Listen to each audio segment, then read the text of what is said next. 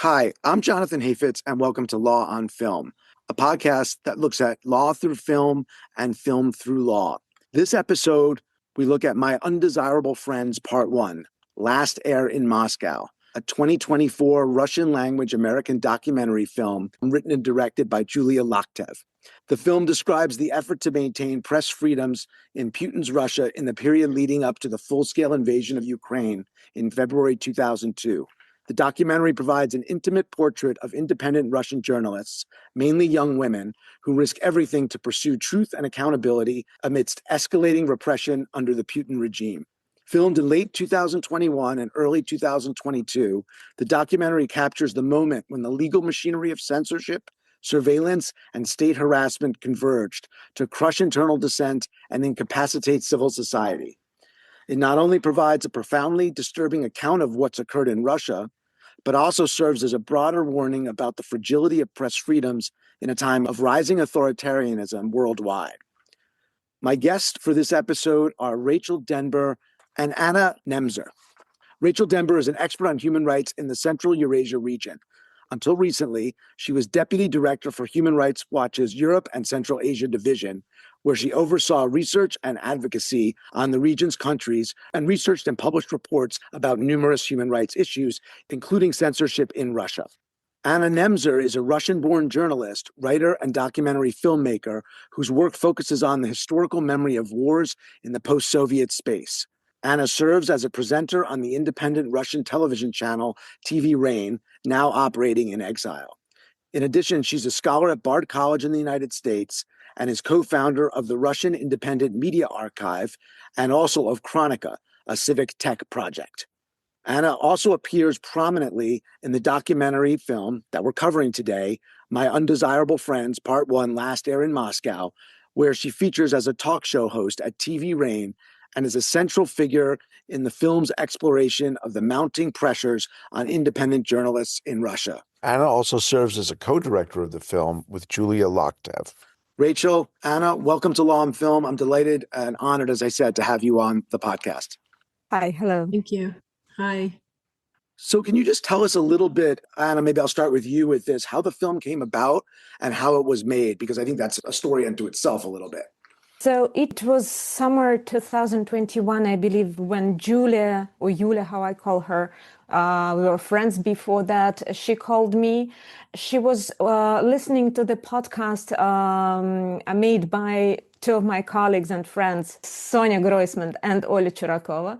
It was called Hello, You're a Foreign Agent. And Julia is a native Russian speaker since she was born in Soviet Union and she immigrated when she was 9. So she's an American, but she speaks Russian fluently. And through this podcast, she was understanding that something very unpleasant is happening in Russia, but she was worried that for the American audience, it's something very far away from them, and they don't understand what was happening in Russia at that moment. And she definitely saw a lot of very unpleasant signs and signals. And she called me and she said, I am not sure what I'm suggesting you, but maybe we should try to film it. Maybe we should just start and we see how it goes. And that was the moment when I, being an independent journalist myself and seeing all my colleagues being declared foreign agents, organizations declared undesirable and so on, I had this feeling that something really bad is happening and something worse is going to happen. And my just instinctive response was, yeah, sure, let's do it. We should make a record. We should film it and then we'll figure out what it is and what it is about and how it might work and so on. And so we started filming in autumn 2021. And I was like some kind of a guide for Julia in the world of Russian independent media because these people, they were my friends and colleagues, and I just introduced Julia to them and she started filming, and we had a lot of questions to ourselves about what we are filming actually.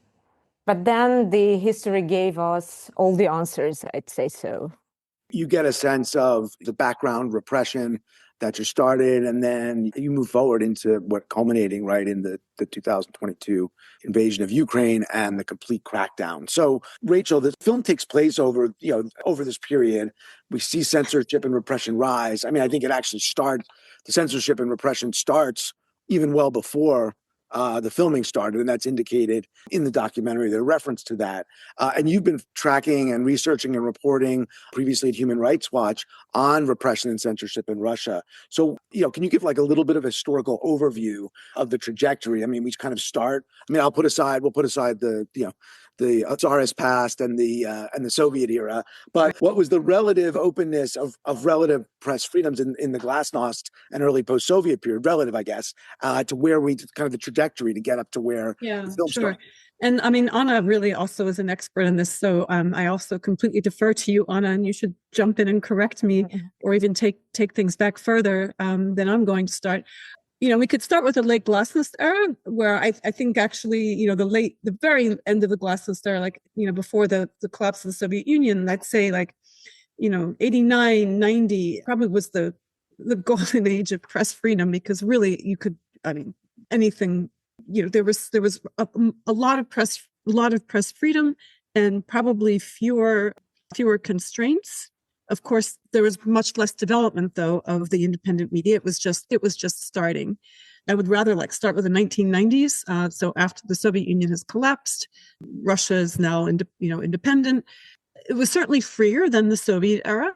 You had a kind of continuation of Glasnost. And I should say that at the very end of the Glasnost period, you had some really dark moments, certainly after some military crackdowns against independence movements in Lithuania and also in Georgia. You had some real dark moments there. But so again, like in the 1990s, I think things were sort of obviously freer than during the Soviet era, but also, with and the independent media developed, but there was kind of a hard edge. So you could find a real wide range of content, a wide range of editorial lines. A lot of the media, media outlets were owned by oligarchs, by wealthy people who had a particular editorial line. But you still could find there was media pluralism, even if the media outlets, were owned by people who had specific interests. But at the same time, journalists who did hardcore reporting that threatened the interests of powerful people, or, were looking into organized crime or business, the lines were very blurred. There were journalists who did those kinds of investigations, faced threats. Several of them were murdered. They were very, very high profile. Journalism was a very dangerous profession. So we had some pretty high profile murders of journalists like Paul Klednikov and Dmitry Holodov. And then, the government tried to control, did its best to try to control political coverage, particularly like in the mid 1990s when Yeltsin was running for re-election in 1996. It had threats to, limit exposés and the like. But generally there could be pretty, there was a very wide diversity of coverage, lots of, critical, great investigative journalism and the like. So it wasn't a perfect record of media freedom. It was mixed. And probably the darkest mark was, over the first Chechen war, and that started in 1994. But even then, the government tried to control the media, but there was some quite critical coverage and lots of investigative reporting about abuses during the first of two wars in Chechnya. And then 1999 hits, Putin comes to power. There's the second Chechnya war. This is when we start to see the first, most serious moves towards censorship. So Putin brings what was probably the leading independent TV channel to heel. I think this was mentioned in the film.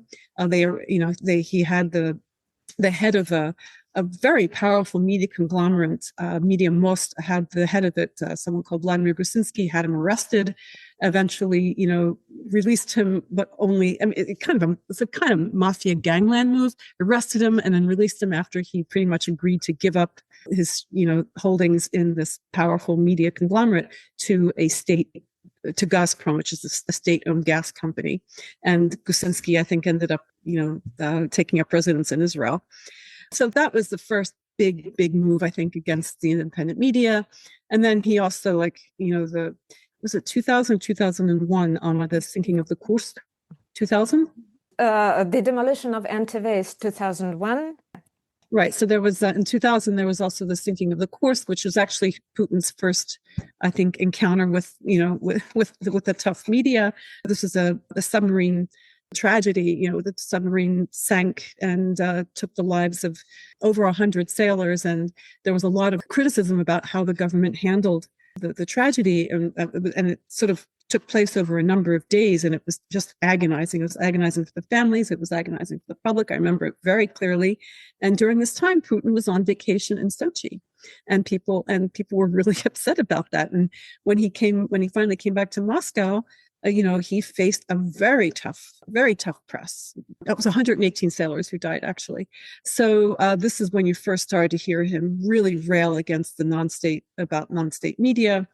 About independent media, calling them lying and ruining Russia's army and fleet. So you could sort of see his first venom, I think, in that episode. And then, of course, we saw the dismantling of NTV. We also saw more threats, and there were other critical points when we saw threats, harassments, and killings of journalists. Obviously, the murder of the star investigative reporter for Novaya Gazeta, Anna Nemzer, who was murdered in her apartment building in 2006, right, in 2006. And meanwhile, we also saw, this isn't directly press freedom, but it's, about the conveyance of information. Meanwhile, we saw the security services, the FSB, start to force internet, telephone, pager, and other providers throughout the country to install surveillance hardware. So you could see the architecture start to impose itself. And then there were other, critical moments. Obviously, the Second Chechnya War was, that started in 1999 and sort of lasted for several years before it turned into a counterinsurgency campaign. And the Beslan hostage atrocity. After that, you saw the Kremlin take even, stricter measures with the press, informal censorship. And then I'd say the next, key points were after the big wave of protests in 2011, 2012. These big protests called the Bolotnaya protests, named after the square where they took place in 2011, that were sort of following the exposure of Putin's plans to sort of switch places with Dmitry Medvedev, who at the time was prime minister. So Putin's presidency ended in 2008. From 2000 to 2008, and then his terms ended, and then he had the prime minister run for election in 2008, and Putin became prime minister. So they switched places. Medvedev, who had been prime minister, became president, and Putin became prime minister for 4 years. And after that interregnum was over, the question, was out there: who's going to be president next? Is Putin going to run again, or is Medvedev going to run again?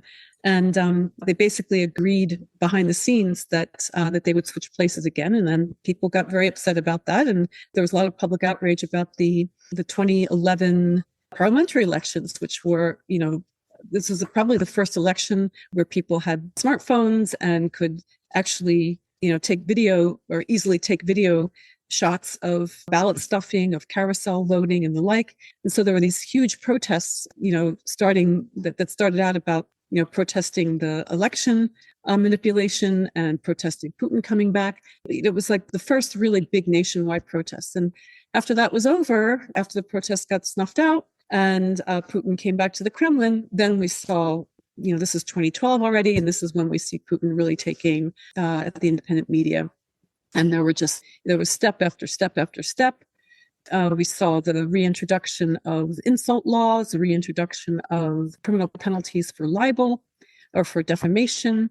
And then we saw in 2014 that it was the first Russian invasion of Ukraine, with the invasion and occupation, or stealth invasion and occupation of Crimea, and then stealth invasion of eastern Ukraine. And then we started to see more censorship laws. Then we started to see the kind of a closing of a couple, or editorial changes at a couple of key independent outlets, which basically changed there were ownership changes that eventually forced a new editorial line.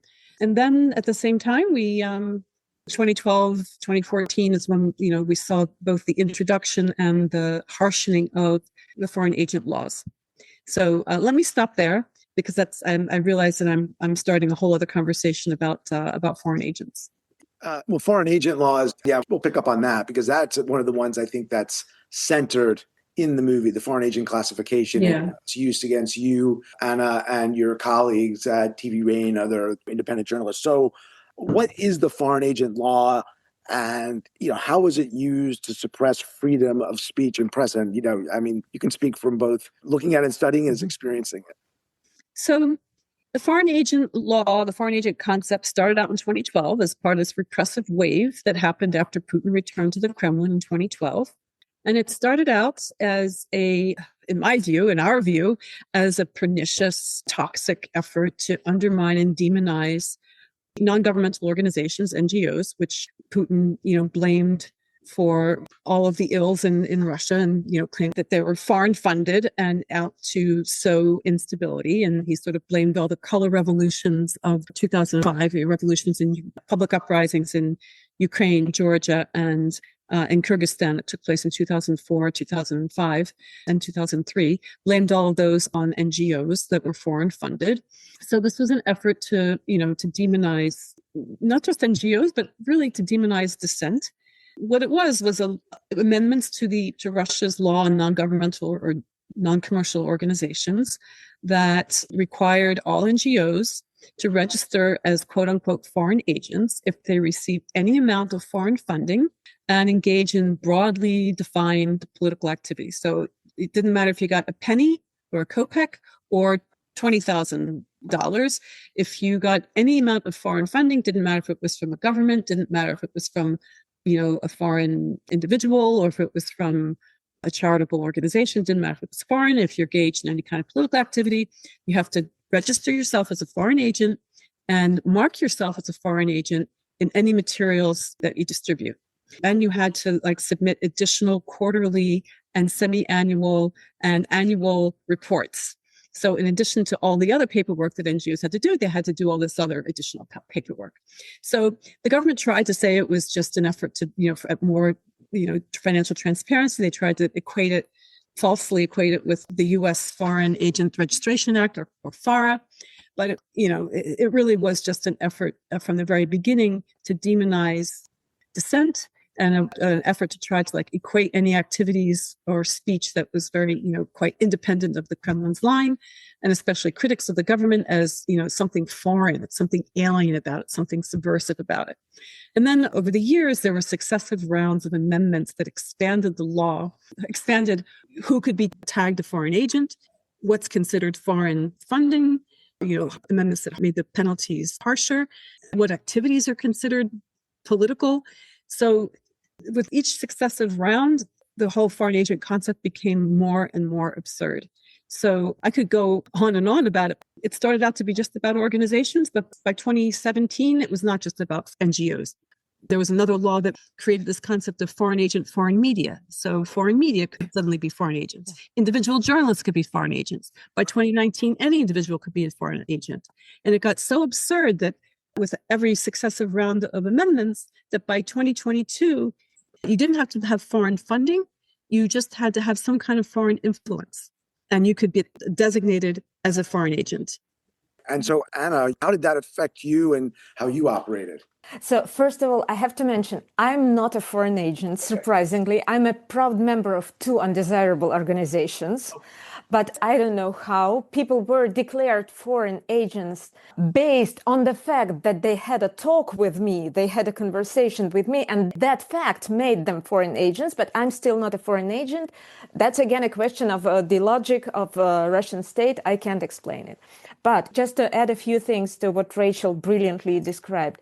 So yeah, first of all, we have to understand that what happened when they introduced these laws about foreign agents and undesirable organizations. I think that till that moment, they were dealing with each case of their opponents, inventing some methods to deal with it every time. What can you actually do with your opponent? You can fire your opponent. You can fire the whole editorial team. You can kill a journalist. But it is difficult to to make it systematically, although they were quite successful in that. And so these laws, as I understand it, but Rachel definitely knows better about that, as I can see this situation, the same thing happens in Hungary or in Bulgaria. You have to make laws. You have to make this thing systematic. And there is a bunch of laws about foreign agents, or some law that is protecting, I don't know, children or our sovereignty or anything else. And this idea of protecting the nation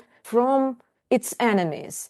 And these laws, they just give the opportunity to deal with your opponents properly, systematically, and maybe not killing them, like following them in their flats and apartments, but in other way.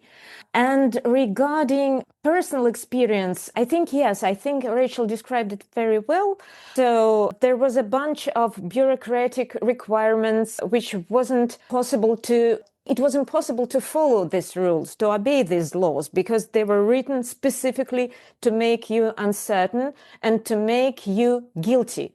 For instance, a foreign agent is required to label all their materials with a special disclaimer, 24 words, essentially stating that the author or the distributor of this material is a foreign agent. The law doesn't explain what kinds of materials this applies to. Are you supposed to label your Instagram posts or stories, your personal messages? Are you supposed, chatting with parents in your kids' school group? Do you have to label every message of yours? What do you have to do?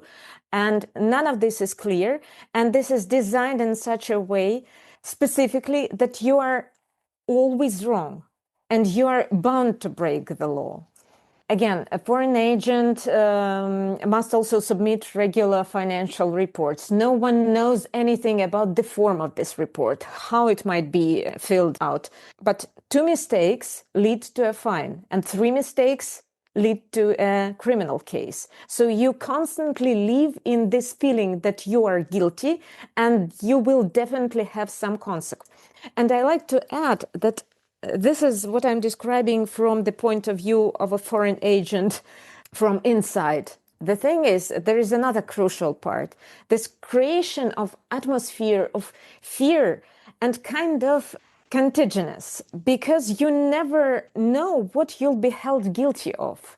And I remember how some of us were declared foreign agents, okay, but others didn't know whether it is contagious, whether it is dangerous to keep working with a foreign agent, or especially if it's an undesirable organization, it is specifically told that you can't even communicate with undesirable organization, and it might have very bad consequences for you. And this feeling that everything is contagious and it spreads around the world somehow, it creates this atmosphere of fear and uncertainty. And that was one of their main goals, I think. And that was important because people are afraid to interact with each other because they don't know what might happen with them. Can I just add something else about this? I absolutely agree with Anna about how the aim, well, I don't know if it was the aim, but certainly the consequences of spreading of fear and uncertainty. And I say I'm not sure about, I think that the aim is definitely to spread fear, but I hate to think that the folks in the Kremlin security services who think of these things really think about them. I don't know how much they actually plan to have these impacts, but they're certainly happy to have them.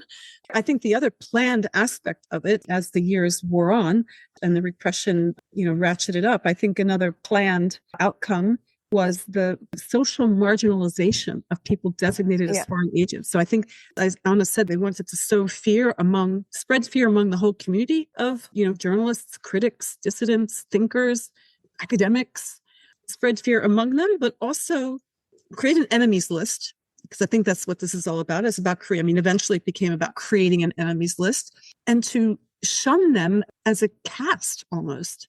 The penalties that Anna mentioned, that, they're fines, but also prison. But there's another level of penalties, and those are the restrictions, the social restrictions on foreign agents.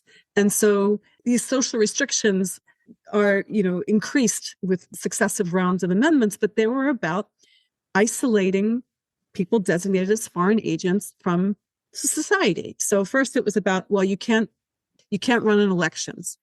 Well, first it was about you have to expose if you've been designated a foreign agent, you have to expose that, if you want to run for election, you have to put it on your candidacy or whatever. And then it was, of course, you can't run on elections, then you can't serve on, in public councils or, in other sort of public roles. You can't be a civil servant.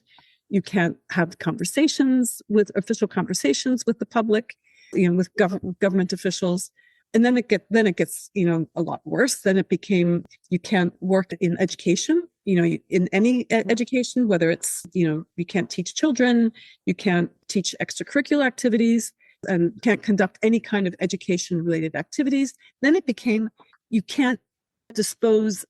foreign agents can't dispose of intellectual property income. So any income that they might earn because they're artists or they're musicians or they're writers, they have to open special bank accounts for all of the whatever royalties or income they might get from their artistic production. They're not allowed to dispose of that income. It has to stay in a special account. And they can't dispose of income from renting or selling property. And they also can't, one of the most recent legislative innovations was to strip so-called foreign agents from socially oriented, they lose their eligibility of socially oriented status and municipal financial support. They're really trying to create a subcaste of people to isolate from the public, and that's people who are government critics in any way, or creatives, or people who aren't in line with the Kremlin line.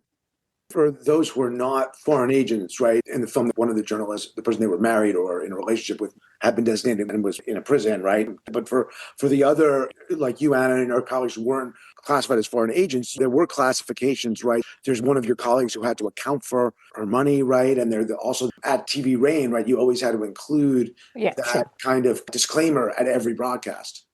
Yeah, sure. We had to do that, and it was disturbing. It was nothing compared to personal, to personal stuff when people felt like really vulnerable. So we had these limitations. It was very unpleasant, but we were dealing with that till it was possible. Yeah. But again, it was it didn't come to that because the full-scale invasion started. But if they had a little bit more time, they had a brilliant way to just bankrupt us, because they could start this line of fines, and they could just bankrupt us because TV never was a rich TV channel, and we were always suffering, and we were living under subscription, and we were operating just because we weren't allowed to have any other money, and we weren't allowed to deal with advertisement, and so we were operating by subscription model, and they definitely were going just to bankrupt us with these fines, but the full-scale invasion started, and the situation changed. Yeah. Just a background point, Jonathan, is that the authorities had stripped TV Rain of being able to be included in cable packages. TV Rain used to be part of the standard cable package. It used to be included in a cable package, I think, until 2014. Until 2014. It was a part of this huge special campaign before the annexation of Crimea, when the editor-in-chief of Lenta.ru, the most important media outlet, was fired, and the whole editorial team left. And it was a part of this campaign. One of the things that comes away from the film, even before, and we'll get to the invasion, right? February 22 invasion. Before that, just the increasing difficulty of operating as an independent journalist in Russia, right? With censorship, with the financial pressures, how you would have to distribute your broadcast, right? I mean, it's just like the space seemed to get smaller and smaller and harder to operate. The other thing is that in addition to all the repression, right, is that there was also the government manipulation of language and use of disinformation, right? I mean, that really picks up after the invasion, but everything is labeled differently. Like Ukraine it's not an invasion, it's a special military operation, right? Ukrainians are Nazis and fascists, right? So in addition to, the government repression and the machinery of repression, you had the whole campaign of misinformation and disinformation to deal with in civil society and as journalists. The problem with the narratives and with the words started when military censorship was introduced in Russia. It was a week after the full-scale invasion began. And I think that this problem goes even far beyond the words, because Putin has practically destroyed independent media or forced them to operate under drastically reduced and constrained conditions. And so we were constantly losing, and it started even before the full-scale invasion, to the enormous number of pro-Putin propaganda outlets that spread lies, both about the war in Ukraine and the situation inside Russia. So except for words, except for manipulating and trying to spread lies all over the internet and everywhere, what's truly terrifying is the sheer scale of it, because these narratives, the wrong narratives, they affect the entire online space, actually. And for example, I don't know, I'm running this experiment lately. I've been running this experiment lately. I asked the same question about Russia twice, once in my regular GPT chat, and once, which knows me and knows my search history and so on. And also I used the incognito mode. And the answers turned out to be very different, because the internet space is very much poisoned by these narratives, because it's just too much of them. There is a lot of different outlets. And the funny thing is that we are not quite sure who is watching it, reading it, listening to it. We don't know anything about the real specific audience, but we know that they are dealing, the audience is not their specific goal. Their goal is to poison the narrative, and they're dealing with it very well.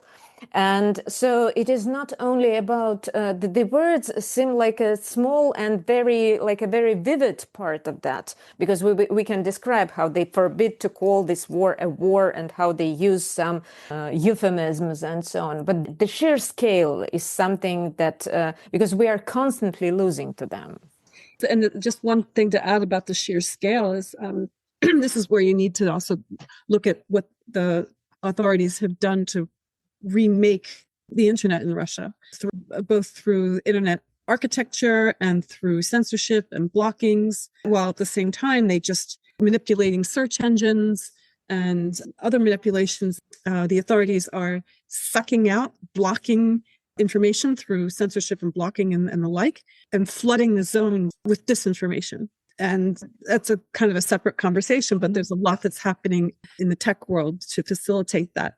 And then in addition to not calling, and just to look at some of the content of the manipulation of language, I think I'm really glad you asked that question, Jonathan, because I mean, language is power. And this is how Putin, this is how the Kremlin, the security services are trying to, another way that they assert their power is by, trying to appropriate the language of Nazism and fascism and to use it inappropriately or use it falsely to signify basically anybody who doesn't follow the Kremlin line now on Ukraine. If you don't do that, you're a fascist. Any questioning of Russia's dominion over, basically, if you question Russia's narrative about who invaded Ukraine and why they invaded Ukraine, then you're a fascist. I think by manipulating the language of fascism and Nazism, they're trying to, I don't know if they're actually trying to persuade the public, but they're trying to cosplay like they're fighting World War II all over again. This is the way they try to make, they say black is white and they say that black is white. And then they also try to, to force this extreme that there's the enemy and then there's us. And then if you're not with us, you're against us and you're the enemy and you're fascist. And, they're trying to say that falsely, they're trying to assert this argument that Russia is fighting Ukraine because Russia is defending itself, which is completely absurd. This is the war of aggression. Russia invaded Ukraine because it doesn't accept Ukraine's sovereignty. It wants to have, wants to control many, Ukraine security policy. But it's absurd to say that this, Russia's trying to, is trying to project this absurd notion that this is a war of self-defense. It's completely upside down. I mean, you can't get more Orwellian. And so this is why the way they try to argue this to the public or present it to the public in ways that they think the public will understand is that, they'll say, well, this is the motherland where we're refighting World War II and we're fighting fascism. They have this completely false, twisted, distorted claims about Ukraine and Ukrainian history.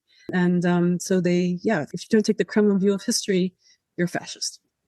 Yes, and the sheer scale, like I keep saying that because, I'm sorry for pronouncing obvious things, but a society without independent media is not a free society. And it's no surprise that all autocrats seek to create this atmosphere of isolation amongst people, and they aim to destroy people's capacity for reflection and self-understanding.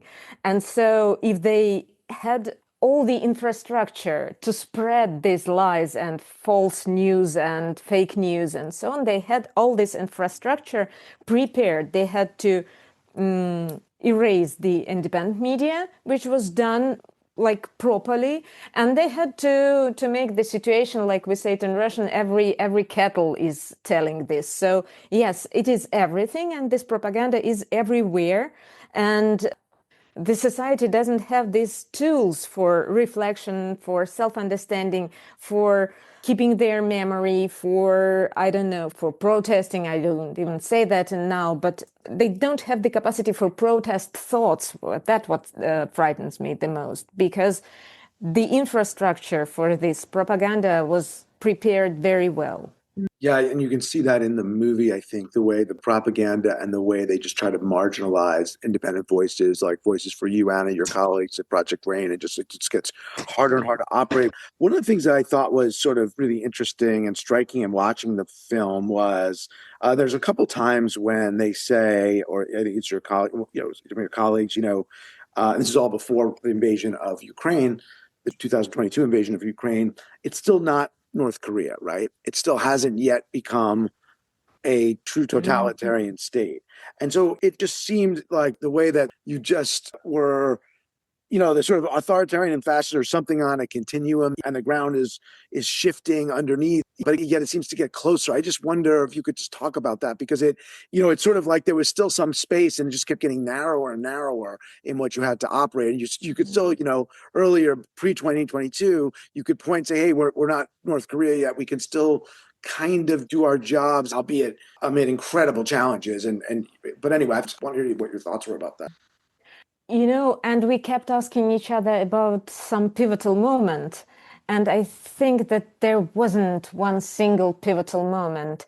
And I think that if we look closely at Putin's actions, we can see that by 2004, by the end of his first presidential term, the entire foundation, the full infrastructure for dictatorship was already in place, because the legislative, the executive, and the judicial branches of power had been efficiently destroyed. And I mean, the judicial reform in 2001, then in 2001, he brought parliament under his total control. In 2004, he abolished the direct elections of governors. So in a way, everything was ready for a dictatorship, but he was pronouncing all the right words till 2007, when he came out with it was his Munich speech, and it was like first moment when he openly changed his discourse, and he started speaking like a dictator, actually. And before that, everything was ready. We were just not able to believe in it. We weren't able to truly believe it. And we weren't able to not to ignore very unpleasant signals, because it happened gradually. And we couldn't believe, because, that was another question about when you understand that you have to leave, when you understand that it is over. And for me personally, this moment didn't happen till the full-scale invasion. And I kept thinking myself, why? Why? Because as a historian, I knew that everything that was happening was very, very bad. I didn't have any illusion. And at the same time, this feeling that I'm surrounded by my colleagues, independent journalists, by human rights activists, by brilliant people who not only were they brilliant, they were working systematically and institutionally, and they were building institutions. And being around them was an honor itself. And being around them yes, that was the place where the hope was born. Like, you wanted to be near these people because they had hope, and that's why you had hope. And at the same time, it was the process of constant double thinking because you had no illusions. Maybe I couldn't imagine the full-scale invasion of Ukraine. I couldn't imagine the full-scale invasion of Ukraine. But I didn't think that something will change. One day something will change and we will live in some bright future. No, I didn't have any illusions. But at the same time, there is no pivotal moment. There is no, except for the war, actually. And this feeling that there are a lot of people near you, brilliant, decent people, and you want to be around them. Well, for me, it just made me stay till the last moment. I mean, I think also there's one of your colleagues who says, I don't recall her name, but one of the journalists says, I love Moscow. Moscow is my home. I'm not leaving. Like and there's a question, when do you have to go? When do you need to leave? That I think, people face everywhere. They face in Russia, and well, I'm gonna get to this later at the end. They're based in the United States now, right? But like, when is it so that you have to go? But also there's the pull. Like, this is my country. I don't want to have to leave. But then you have to go, right? There's no choice. Yeah, well, for me, first of all, we have to mention that there is no longer a dilemma about whether one can be a journalist in exile, because unfortunately, the reality is you can't be a journalist in the country right now. You can't be an independent journalist and work openly in Russia. You can work anonymously, undercover, and I know a few people, they're heroes, they're trying to do it this way, but you can't stay in Russia and work as an independent journalist. And so we had to leave. And my brilliant colleagues managed somehow to restart their work, to keep working, to relocate and keep working. And this is incredible. So this dilemma is no longer in question. And in terms of personal feelings, well, for me, it was always not... it is my country, but what does it mean, my country? My country is my people. People I love, people I respect, people I admire. And so, yes, and I partially described it in my previous answer. But the thing is that when the war started, you just don't ask any questions anymore. You just know.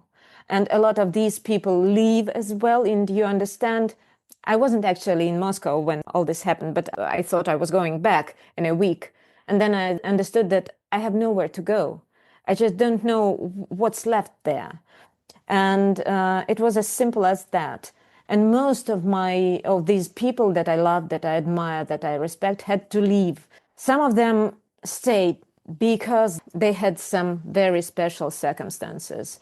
But I don't know what my country means, actually, because even this term, even this idea of my country, I don't know, it was so poisoned by Russian authorities that I prefer to be very, very specific. And I prefer to talk about people, about institutions, and about organizations, and so on. And I don't know what my country means. Actually, I felt that I had no country anymore after the day of the full-scale invasion.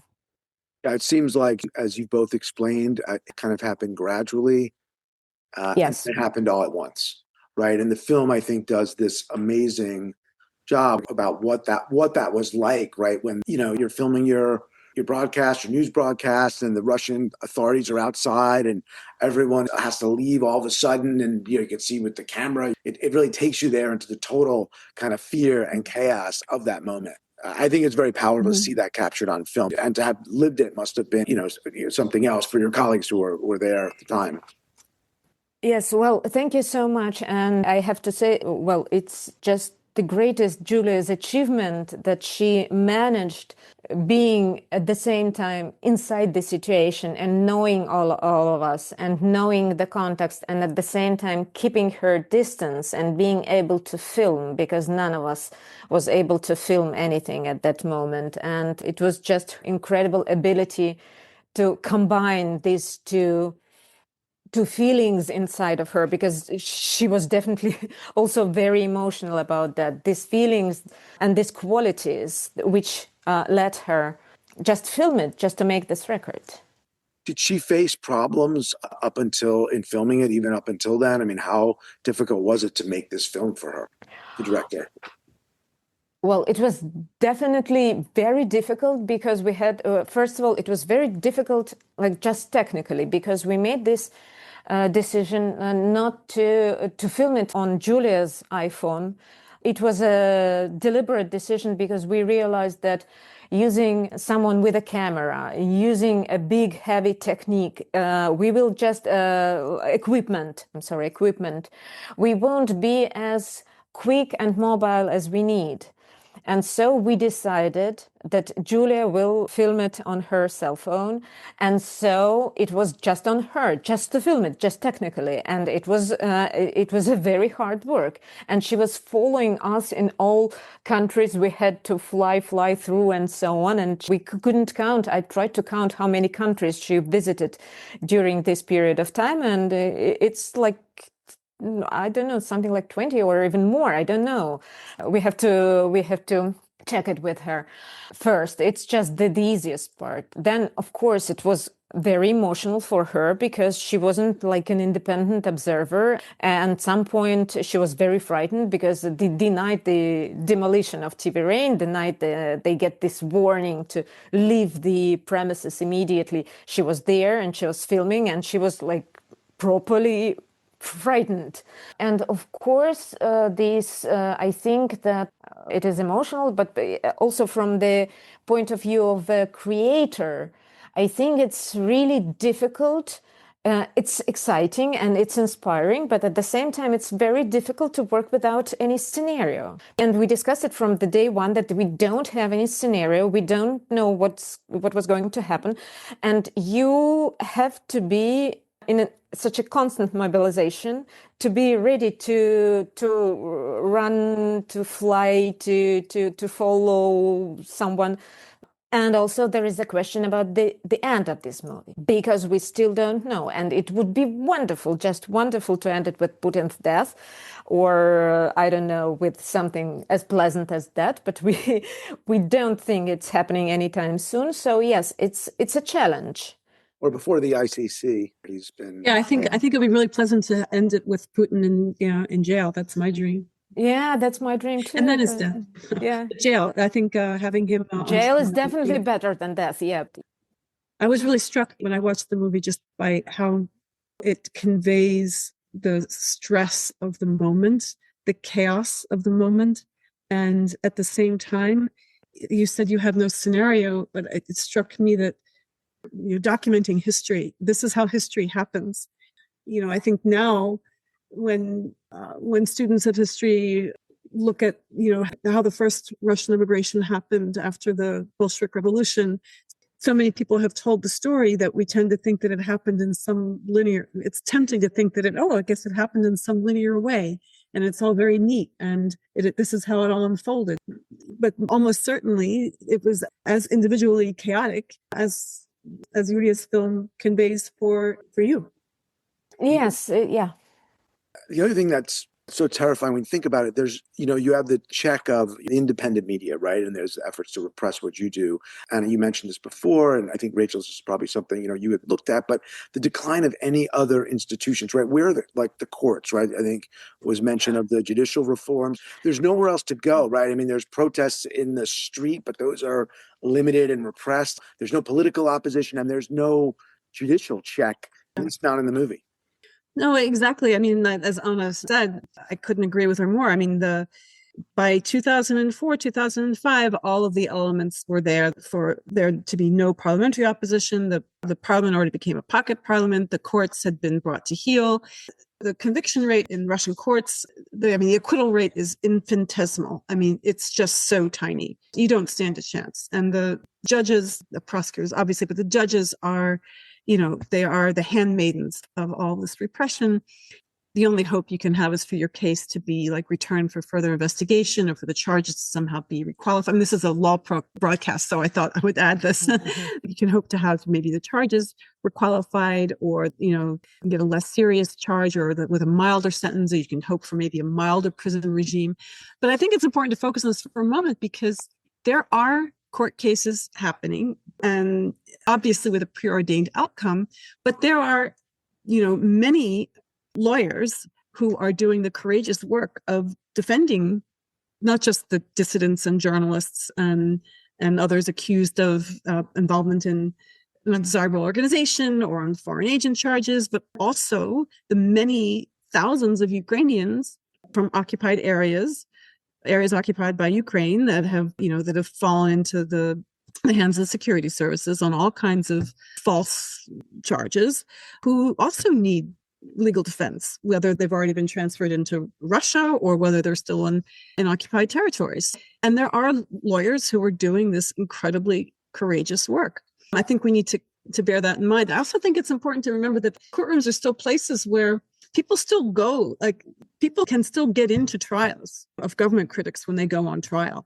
And they are still locuses of conflict between the state and the individual. I mean, it's less and less, but probably fewer and fewer people are going now. But you still see when these cases happen, they bring the defendant through the corridors. You hear people shouting, "Pozor, pozor," like for shame that the state is doing this. There's also a moment at the end of these trials when the defendant can make a final statement. And sometimes, particularly in the cases of more prominent dissidents and, who have kind of an oratory tradition, they make very powerful personal statements at the end of their trials.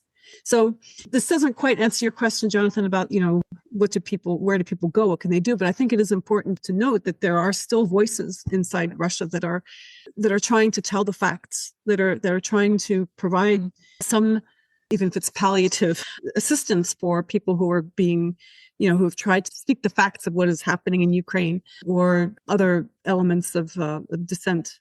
And there are still human rights defenders who still work inside Russia on a range of issues, but including to try to provide defense for Ukrainians who are incarcerated or who are the children who were forcibly deported from Ukraine into Russia. I think it's important to, give place to that work that's being done. Yeah, and it illustrates too how there may be an absence of justice. There is certainly, but not of law, right? Human Rights Watch described it as a legislative minefield, all the repressive measures, Rachel, you outlined at the beginning, Anna, you spoke about, right? There is the facade of law, right? It's a highly authoritarian legalism that they use there. And so... For sure. Yeah. But it's beyond authoritarian. I mean, there is the legalism. They adopt these laws that are just, that are absurd, poorly written. And as Anna said, particularly the laws relating to, foreign agents or undesirable foreign organization and all of the implementing regulations and laws on extremism, they're written in ways that make it just to trip you up. The aim is to ensnare you. The aim is to ban something, but, create enough uncertainty that there's no way. If they need to find you in violation of something, they can. Stalin had this, this expression. Если человек на нарушение найдется, you have the guy, you have the person, we'll find something on you. It's highly authoritarian. It's highly legalistic. But also the question about, you asked a question earlier about manipulation of language and fascism. I think that it's beyond highly authoritarian. I think that, it's been authoritarian. It's been on an authoritarian continuum for years now, and undemocratically for years now, without free and fair elections, with severe restrictions, etc. But I think what's new, maybe it's hard to pinpoint exactly when this happened, but definitely after 2022, what's new is this public mobilizational aspect of the government, right? That the Kremlin is doing, the public mobilization to support the war against Ukraine. Before 2022, I think in the earlier Putin years, I think there was an effort to keep it a highly authoritarian society without any aspect of public mobilization. I think that the authorities feared public mobilization. And now I think that there's a certain element of trying to mobilize the public against internal enemies, definitely trying to mobilize the public around an exclusionary kind of nationalist ideal. Get the public on board with this notion of Russia's undergoing a national rebirth through, rebirth through nostalgia, through its manipulation of memory and historical memory, writing the perceived grievances or the alleged grievances that the Kremlin has against the West. For this, I think the Kremlin needs some kind of public engagement that it didn't want or need before. Well, it's a delicate matter because they definitely didn't want any public mobilization before, and they just tried to keep the society totally indifferent, like stay out of politics. Exactly. It was just, we will buy you with money. Well, it mostly appeared to people in Moscow and St. Petersburg, less in people in regions, but we will buy you where we can buy you and just stay out of politics. It's interesting now because actually it's not very convenient position for Putin, because he's actually, as I see that, he's actually very much afraid of any public mobilization, even if he can see only war supporters. It's still quite frightening entity for him. It is still quite a frightening idea for him, because people that gather together and have some ideas at some point maybe the chances are very low, but they might change their minds. And there was a huge movement of war supporters who actually weren't quite pleased with Putin, and they were fighting against, well, not fighting, they were, it was mostly in Telegram channels, but there was a movement, and these people were like accusing Putin of being not very effective, not very productive, and not very strong towards Ukraine. It was just online. But again, he doesn't like that. And it's interesting because ideological field, he's quite a conservative guy. He's not a radical guy. And he's always playing with different ideologies. And he has been playing with them like during this whole period of power, with the fascism, with nationalism ideas and so on. But he's never all in because it's too dangerous. And now the situation requires him to be all in. I don't know, in Orthodox Church, in military defense, in, I don't know, traditional values and so on. And he preferred to play with them like with a jigsaw, like to take this component and to build his own picture. But anything that is like really powerful, it's frightening him. And I can understand that, because it's really dangerous for him. Yeah, I absolutely agree with you. I think he has a fear of the crowd. You know, yeah, absolutely, totally. Absolutely. I think, let me just reformulate what I was trying to say by public mobilization. I don't mean public mobilization in terms of like rallies and mass movements. Maybe I used the wrong term, because you don't see that. I think that there is a fear of doing that. Mm-hmm. But I think what the Kremlin is definitely trying to do, which I think is not in and of itself proto-fascistic, but when viewed in the context of the other elements of fascism that I think we see in Russia today, like the denial of Ukrainian sovereignty and the dehumanization that we see and the like, there is an effort to remake the Russian mind, an emphasis on youth, but distinct from other fascist regimes that had an emphasis on remaking youth to build to some future ideal. The ideal that they're trying to build is as a nostalgia about the past. But they're definitely trying to remake minds, whether it's through the new history texts that are being taught in schools, the creation of new youth groups, including youth paramilitary lessons, I think, right? And also new civics classes, but all in the service of not teaching civics, but in the service of enshrining this kind of aggressive new historical memory strategy, and to ensure that there's a monopoly about the narrative, not just about the war against Ukraine, not just about World War II, but also about the overall Soviet experience. Anna, if that's a bridge into what you and your colleagues are doing now, and your work on the Chronica and the archives, tell us a little bit now that you are in exile, right, after the February 22 invasion. Mm-hmm. What are you working on now? Well, first of all, if I may, I say a few words about my beloved colleagues, because they managed to, and it is really incredible, they managed to start their work in exile. And it was really very, very difficult. And now we are dealing with the very unique situation, because Russian journalists in exile managed to cover this war, not having any access to this war, not from Russia's side, not from the Ukrainian side, and still This war is their main agenda for already almost how many years? And I just want to say that I admire them. And regarding myself, because I'm not a classic journalist, and now I'm not a classic journalist, and I'm not reporting on war like daily basis.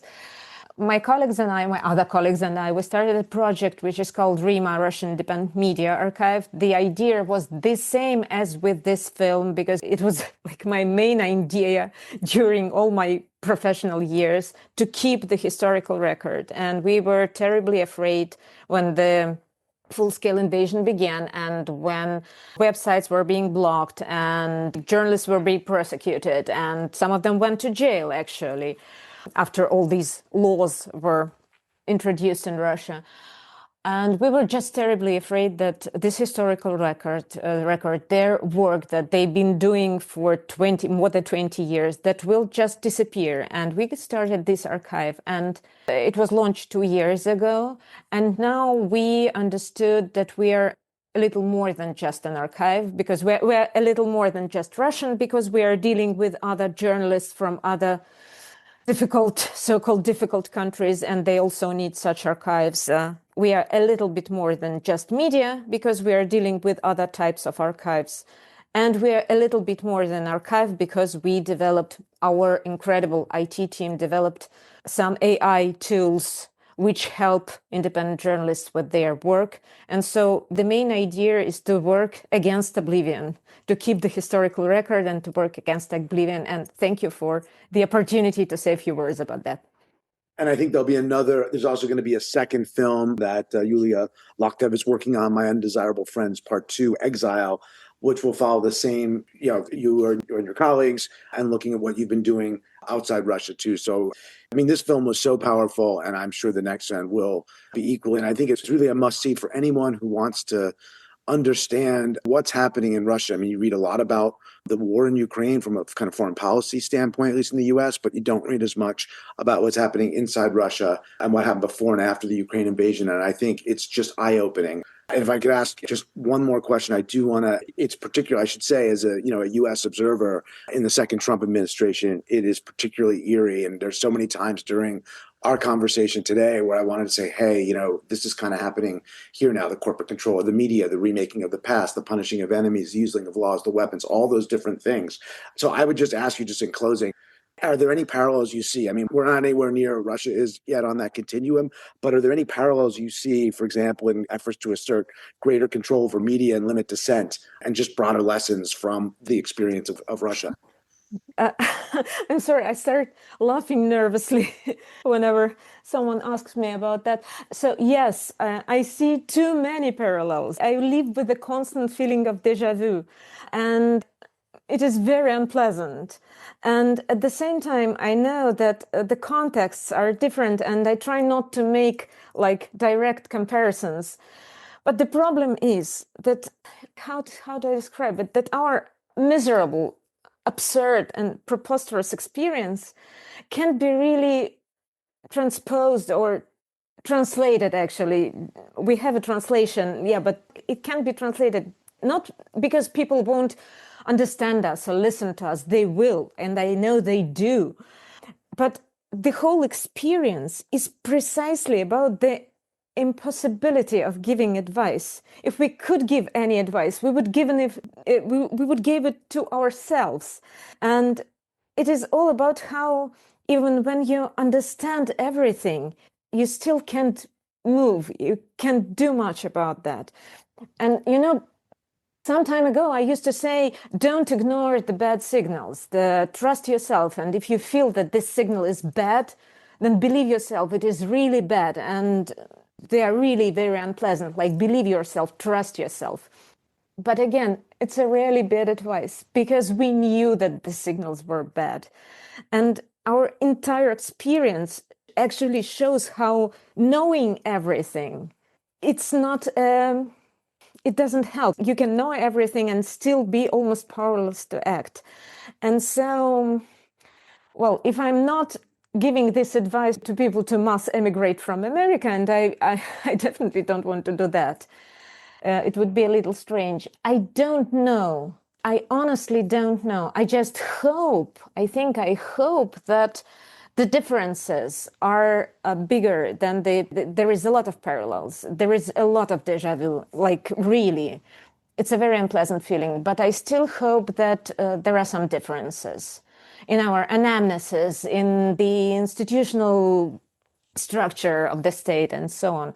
And I hope for that, because it's really not my place. If I knew what to do, I've done it. I would have done it. Yeah. And actually, our experience, like, besides that it is not translatable and so on, it wasn't like a successful experience of fighting a dictatorship. It was nothing but a failure. I want to thank you both for coming on the podcast. It's been an honor and a privilege to have you both on to discuss this important film. And I really do urge everyone, if they have the opportunity to see it, to understand what's happening in Russia and some of these larger threats of authoritarianism. So thank you both. Thank you so much. Thanks. An important update since we recorded this episode. In March 2026, Anna Nemzer was declared a foreign agent by the Russian government. The Ministry of Justice accused Anna of disseminating, quote, false information about the actions of Russian authorities and the, quote, special military operation in Ukraine, and of collaborating with other, quote, foreign agents. A move that underscores how Anna's independent journalism and independent journalism in general has been targeted by Russia as part of a broader pattern of censorship and repression.